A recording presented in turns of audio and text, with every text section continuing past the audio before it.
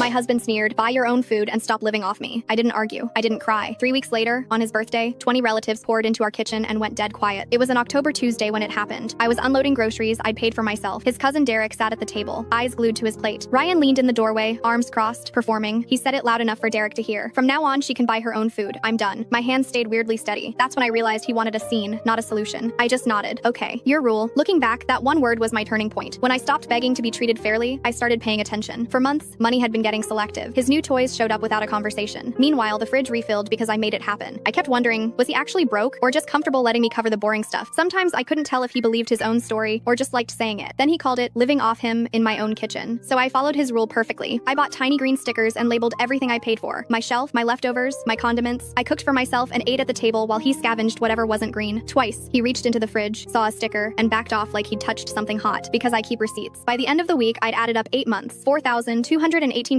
on my card. His contribution? A few Costco runs that were mostly beer and chips. Then I heard him on the phone. "Yeah, she's handling all of it," he said, laughing. "Roast, mac and cheese, the whole thing. Saturday at 6. 20 people, his birthday dinner, the annual show where I did the work and he took the credit." My stomach didn't drop. It went cold. This was the moment I understood. He wanted my labor invisible. "Thursday?" he asked, casual. "Do you need money for groceries for Saturday?" "For my groceries?" I asked. "For the dinner," he snapped. I kept my voice flat. "I thought we were buying our own food." He walked away. Saturday came. He sipped coffee like the universe owed him a feast. "Big day," he said. "You've got everything covered, right?" "No." His smile died. "Emily, my family is coming in 6 hours." "I know," I said. "And I've been buying my own food, just like you told me." He started calling restaurants, then caterers, then grocery delis. Busy, booked, insane prices. He kept pacing, jaw tight, like anger could conjure a roast. At 5:30, the doorbell started. First, his mom arrived with a covered dish. Then his brothers and kids stormed in. Next came the aunts, uncles, cousins, everyone asking what smelled so good. Nothing smelled like anything. The oven was cold, the stove was cold. Then his aunt pushed open the kitchen door. Next, her smile fell off her face. Then the hallway chatter snapped into silence. Again, you could hear every footstep on the tile. After that, 20 people just stared. Finally, his mom looked at him. "Ryan, what is going on?" He tried to laugh. "Misunderstanding." "No," I said. 3 weeks ago, he told me right here, in front of Derek, to buy my own food and stop living off him. So I did. Everything I bought has a green sticker. None of it is for this dinner. And yes," I added, "I have the receipts if anyone doubts it." Derek nodded once. He said it. I was sitting right there. His mom's face hardened. "You invited us here and still expected your wife to cook." After humiliating her, his brother muttered, "Order pizza and apologize." So he did. He spent over $400 on last-minute delivery, plus fees, plus tips. We ate lukewarm takeout off paper plates, and the room felt like everyone was watching him lose control in real time. His mom pulled me into the hallway before she left. "I should have been paying closer attention," she said. I didn't defend him. I just nodded, because she wasn't wrong. When the last car left, Ryan stared at the boxes on the counter. "Was all of this really necessary?" he asked. "I thought about those grocery runs after work, the heavy bags, the quiet assumption. You told me to stop living off you," I said, grabbing my keys. So I did. We tried counseling. The therapist asked him to name what I contributed, besides being dramatic. He couldn't. I moved out a few months later, and my kitchen got quiet again. The only language he couldn't argue with was his own.